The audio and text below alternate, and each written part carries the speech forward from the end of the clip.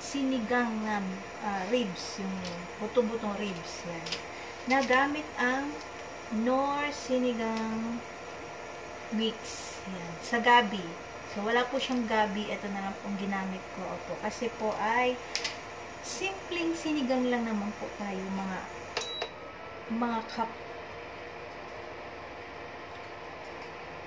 mga kamari kapari. Ayan, ang gagamitin ko lang ay ang talong at ang okra. At ako po ngayon ay nagsisimula na. Hindi ko po ito ginigisa. Ayan. Yan, para po mas manunuot po yung sarap noong ating pork. Ayan, ganyan lang po yung ginagawa. Sarap. Mamaya na po yung sibuyas. Hindi po yung ginigisa. So, ang gagawin po natin dyan ay maglalagay tayo ng patis. Ito yung patis. Lagyan natin. Maglalagay lang tayo ng patis. Ayan. Tapos, i-reduce lang po natin yan.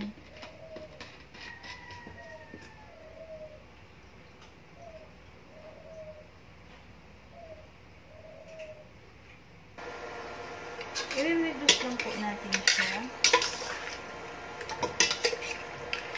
Ayan. Kumbaga, kailangan lang nating manuot ang ating patis sa kanya.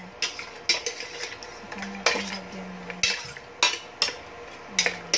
So, pag halimbawa na pagod kayo sa kakaukay-ukay, ay pwede po natin yung takpan. Hintayin lang natin yan. Pag kumulo na, saka natin siya ukay-ukayin.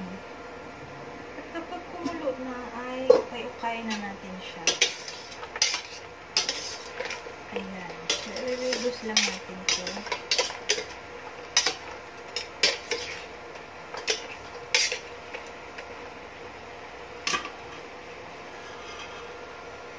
Ayan, hintayin lang natin siyang mag-reduce, mga kamari kapari, mga pards. Ayan. Masarap kasi humigit ng sabaw ngayon.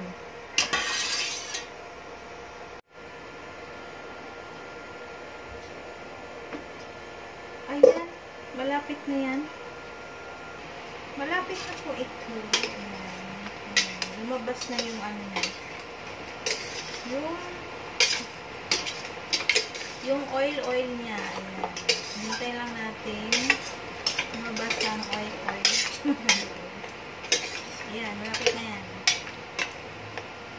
Pag ganyan na siya, ilagay na natin ang sibuyas at ang bawang. So, sinigang siya, kaya kailangan may kamatis. Pero ako kasi, wag muna ako magkakamatis. Pero naglalagay naman talaga ako ng kamatis sa sinigang kapag sinigang. Pero, ito ngayon, hindi muna ako magkakamatis. Pas muna, lagi na lang kami nagkakamatis. Ay, bango na yan. So, ayan. So, ukay-ukay lang. Mamaya ay lalagyan na natin siya ng tubig.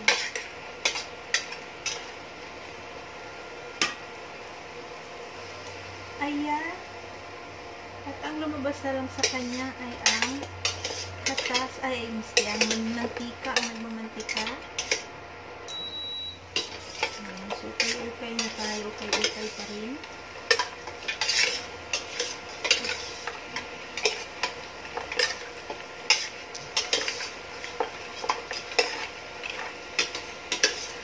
Diba? Para hindi na ako maglalagay ng cube. Namuot na yan.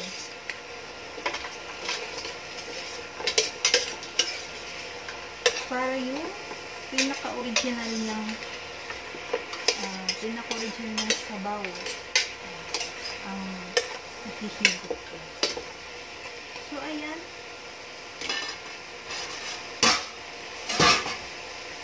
Lagyan na natin siya. Lagyan niya ng kamatis para masarap.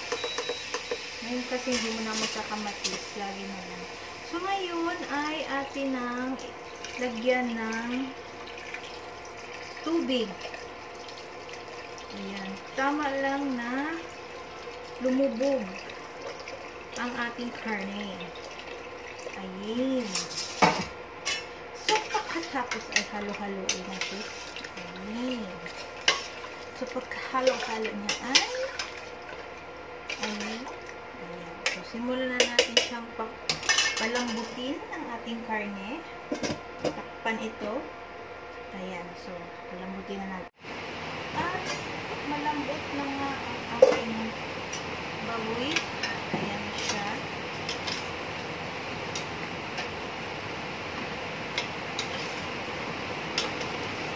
Ayan. Malambot na. Ay, ilagay na natin yung talong tsaka yung okra. Ito lang yun. Ayan. O, diba? Ayan. So, sinabay ko na yung talong tsaka yung okra. Ito nga pala ang okra natin. Ayan. Sinabay ko na siya. Ito yung talong. Ayan. So, hintayin na lang natin lumambot ng ating okra. Before that, anything else. Ay, lagyan natin ulit ng shebel. Ayan. Tapos, pakuluan na natin. Okay, syempre tatakpan yan. At malambot na ang ating tawag doon. Okra. Ayan.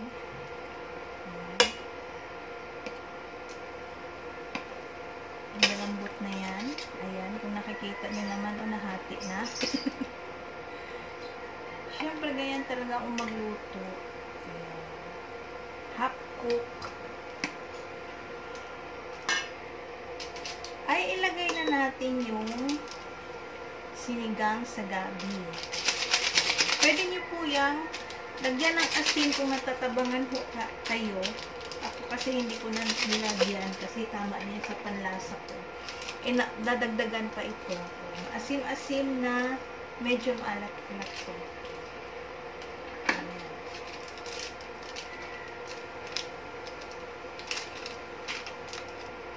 Diba?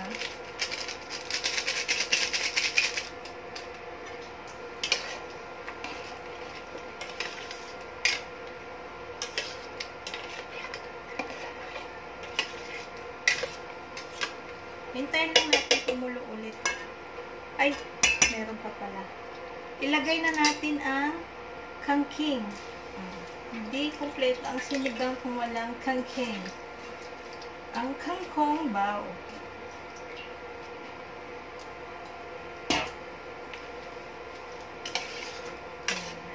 Hintayin na lang natin yan na pwede nyo pong dagdagan ulit ng water. Ako dadagdagan ko siya ng tubig kasi gusto ko nga na masabaw ang aking sinigang at hihigo pa ako. So ayan, syempre tatakpan na yan para hindi malagyan ng mga langiw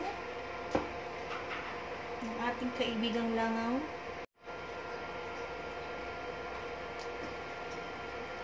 At ayun na, luto na ang ating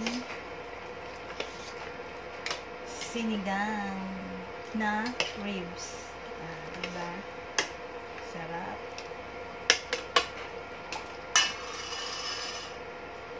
Siyempre, kuha na ako at ako'y kakain na.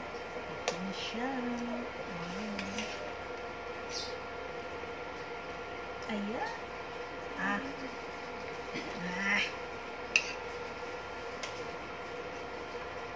Yan, gulay.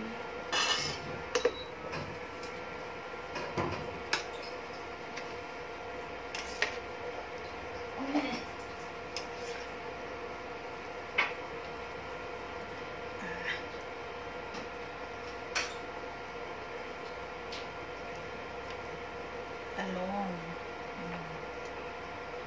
Sabi ko sa inyo, talong ko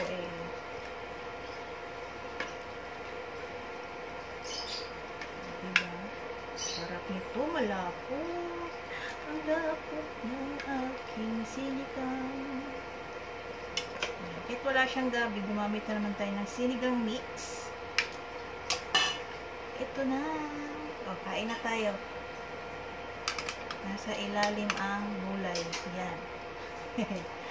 Okay.